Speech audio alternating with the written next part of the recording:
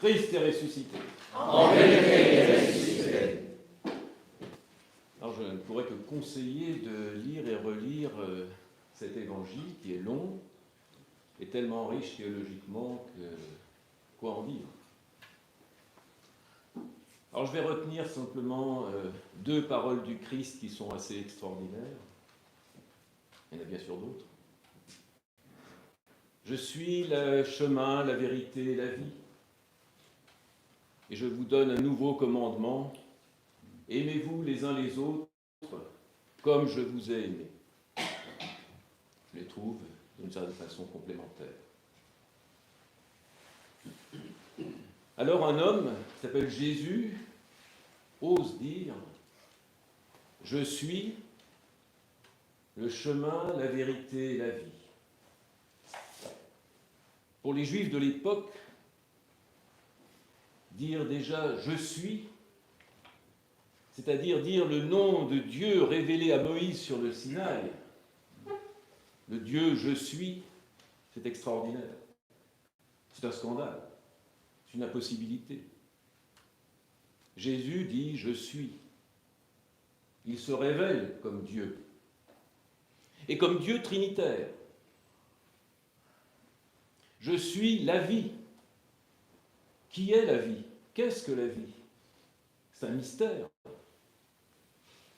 Même les scientifiques les plus grands aujourd'hui ne savent pas ce qu'est la vie.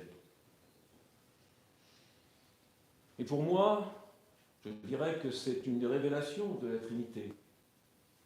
Le Dieu Père, comme dirait Monseigneur Maël. Je suis la vie. Le Christ est la Trinité et il est la vie. Le Père qui donne la vie. Toute chose animée contient la vie. Quelque chose de Dieu qui l'anime. Et nous aspirons à la vie avec un grand V, celle qui sera éternelle pour nous. Je suis la vérité. Qu'est-ce que la vérité, dira Pilate?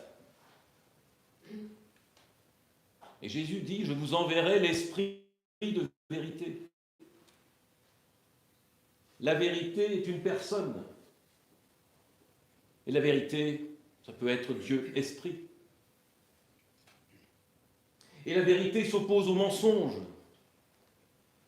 Et il n'y a pas de choix dans le monde. On est soit de la vérité, soit du mensonge. Jésus dit, personne ne comprend ce que je dis s'il n'est de la vérité. Donc ça veut dire quoi? Ici, le Christ dit, je suis la vérité. Eh bien, que si nous cherchons une vérité ailleurs que dans le Christ, mais nous sommes dans le mensonge. Dans le monde, bien sûr qu'il y a de la vérité, bien sûr qu'il y a du Christ, mais il y a beaucoup de mensonges. Et comment discerner? Eh bien, en ayant les regards sur le Christ, et le Christ dans le cœur. Et puis il dit, je suis le chemin, le Dieu Fils, le chemin. Il est le but et il est le moyen. Le but, puisque la vie et la vérité sont en lui. Notre vie éternelle est dans le Christ.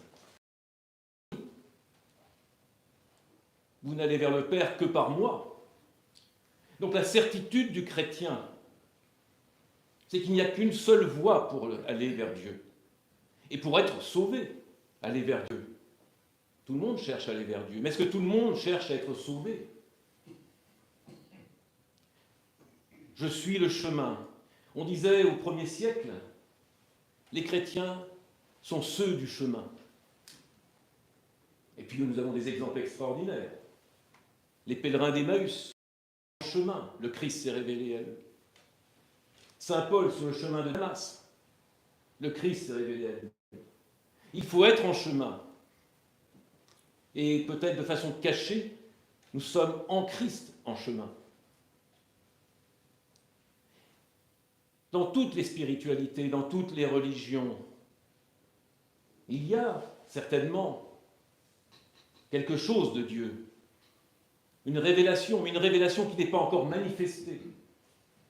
Parce que dans les plus grandes expériences mystiques de tous les mystiques du monde, quelle que soit leur tradition, quand ils touchent quelque chose qui semble être une présence, et chacun de nous l'a peut-être fait, moi je l'ai fait une ou deux fois, on sent cette présence, mais c'est le Christ qui se révèle. Un jour, peut-être à la fin des temps, le Christ se révélera dans sa gloire à toutes les religions, toutes les spiritualités, toutes les traditions. Il est en germe dans les traditions qui ne sont pas encore glorifiées. Mais nous avons la chance de le savoir. Le Christ est notre chemin et notre but. Et je voudrais dire une parole de saint Augustin que je trouve importante à méditer. Il dit « Passe par l'homme, le Christ, et tu parviens à Dieu. C'est par lui que tu vas et à lui que tu aboutis. Ne va pas chercher ailleurs une autre route pour aller à lui en dehors de lui. » Et il ajoute « Il vaut mieux boiter sur la route de la route. »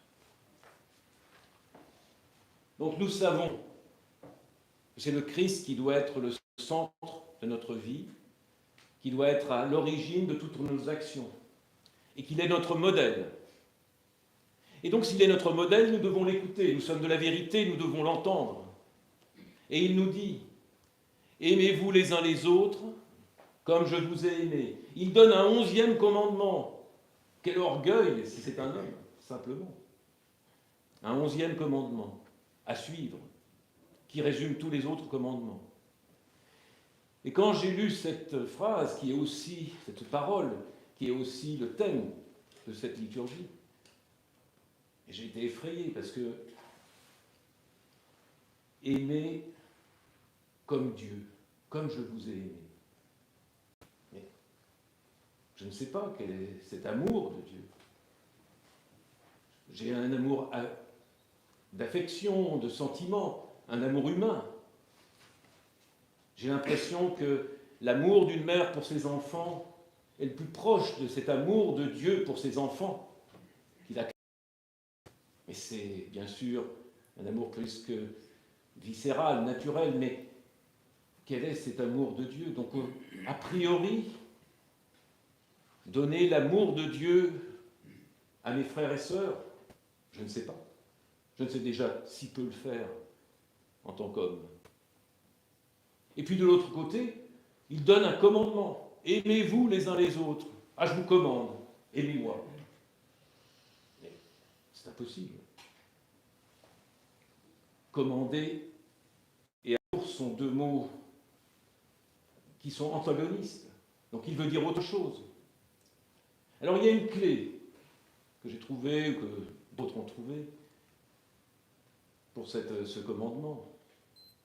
En fait, il parle non pas de l'amour que l'on ne peut pas donner, ou de temps en temps, avec son aide, mais pas en permanence. Mais il dit, faites de l'amour en acte. Il le dit le jour de la Sainte Seine. Il dit, vous devez vous laver les pieds les uns des autres. Vous devez faire un acte d'amour les uns vers les autres. Et l'acte d'amour, c'est le service à l'autre avec humilité et sans attente de retour. C'est faire du bien. Vous voyez, on peut ne pas savoir aimer, mais on peut faire du bien. On peut décider qu'on aime, mais on peut décider qu'on fasse du bien. Et vous voyez par exemple Saint François d'Assise, quand il est dans le début de son chemin vers Dieu, eh bien il rencontre un lépreux. Et sa première réaction est la réaction de pratiquement tout homme. Je m'éloigne, j'ai peur, je ne l'aime pas, j'aime pas ce lépreux qui me fait peur.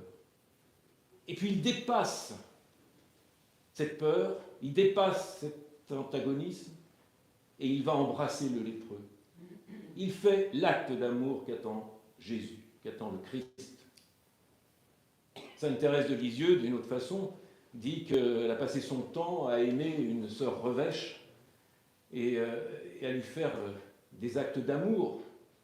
Alors je crois que ce que nous pouvons faire, eh bien, pour nous aimer les uns les autres, c'est faire des actes d'amour les uns vers les autres, vers notre prochain, et surtout le faire avec le sourire. Parce que le faire avec une tête d'enterrement, non. Non, ce n'est pas véritablement un acte d'amour. Mais nous pouvons décider d'aimer l'autre en lui faisant du bien, au nom du Seigneur Jésus-Christ. Et tout à l'heure, dans la liturgie, eh bien, nous allons démarrer cette circulation d'amour quand nous allons nous transmettre le baiser de paix. Et donc à ces moments-là, soyons pleins d'amour humain, mais se rattachant à l'amour que nous avons au Christ, pour aimer l'autre, et n'hésitons pas à aller vers celui que nous n'aimons pas, celui avec qui nous avons un différend, ou celui que nous ne connaissons pas. Aimons-nous les uns les autres, comme nous a dit le Christ. Donc rappelons-nous ces deux commandements, ou ces deux vérités. Le Seigneur, le Christ, est notre centre, le centre de notre vie spirituelle, notre vie matérielle, notre vie affective. Et nous allons vers lui, avec lui et par lui, en nous donnant les uns aux autres. Christ est ressuscité. En vérité.